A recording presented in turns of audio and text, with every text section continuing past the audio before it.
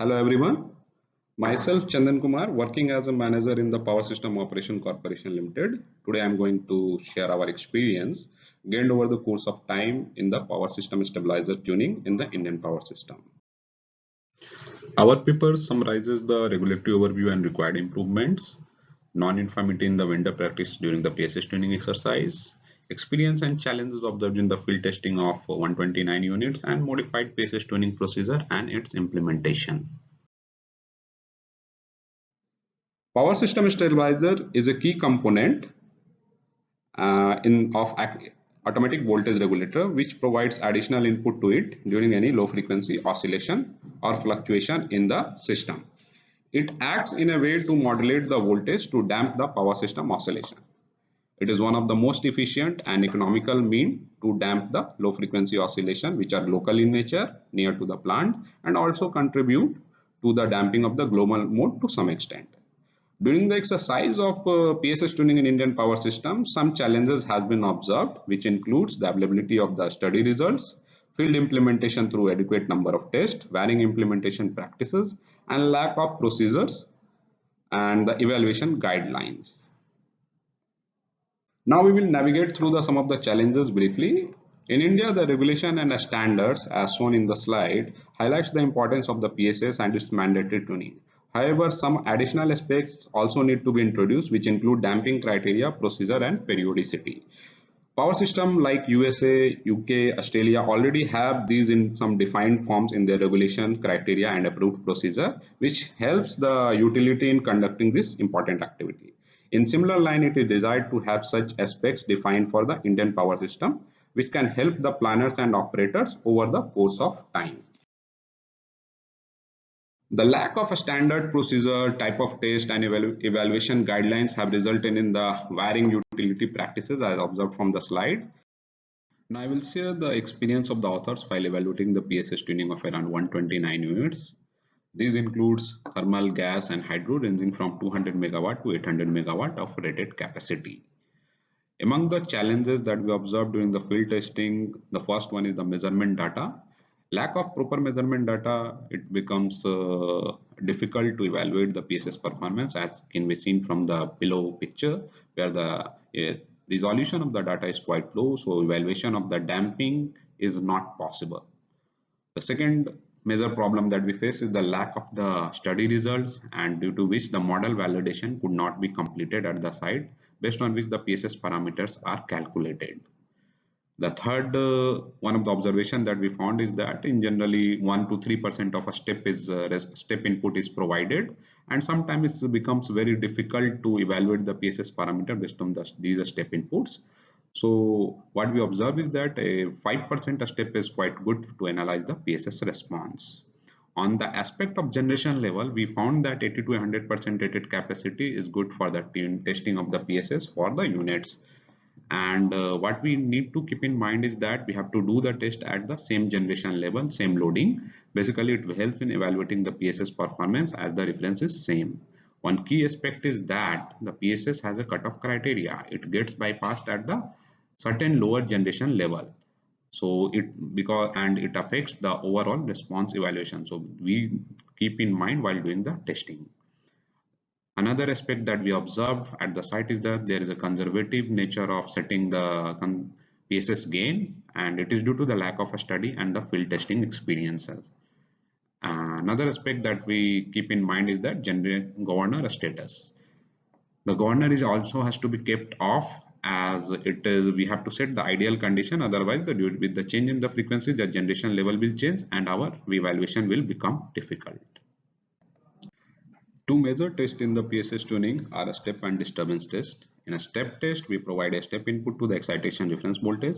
In a step test, our objective is to check the performance of the individual unit while doing the PSS tuning. It is better to keep only one unit in service while doing such kind of test.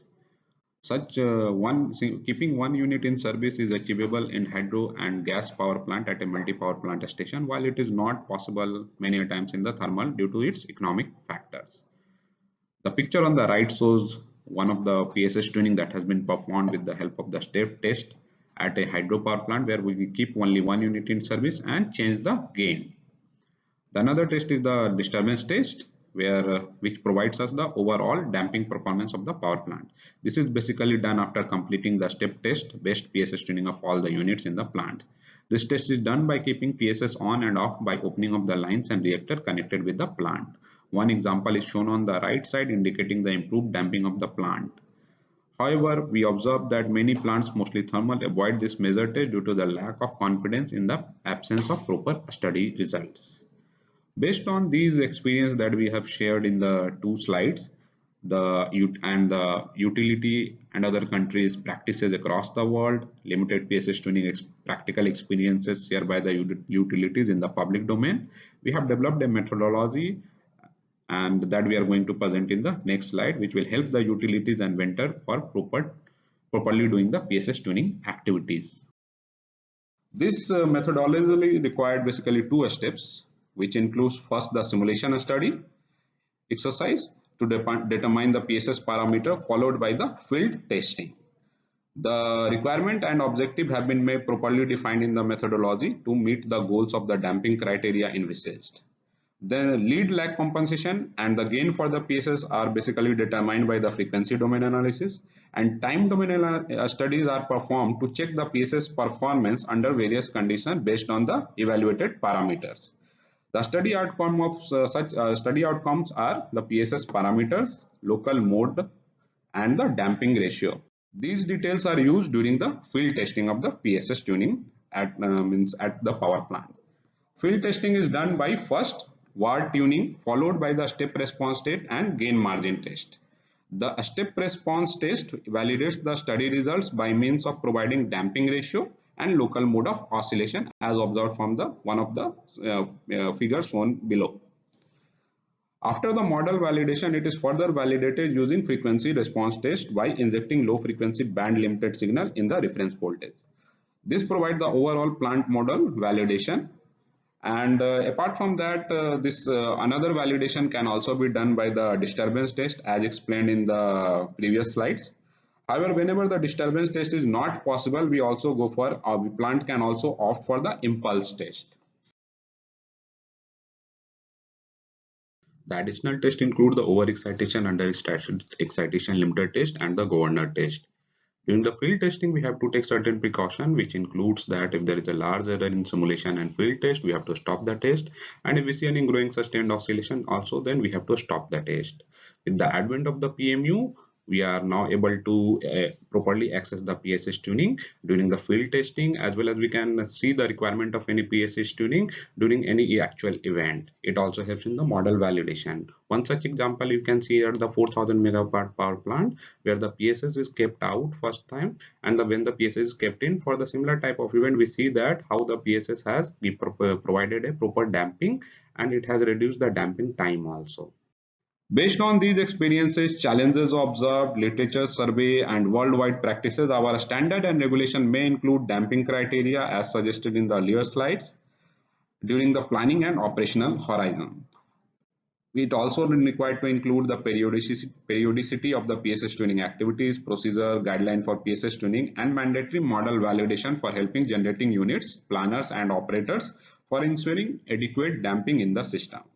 With this, I would like to summarize about the paper, which highlights the challenges in the PSS tuning activities faced, regulatory overview and suggested additions, field experience of the PSS tuning for more than 129 units, lessons learned followed by developed methodology for PSS tuning for helping the generating plants in the Indian power system.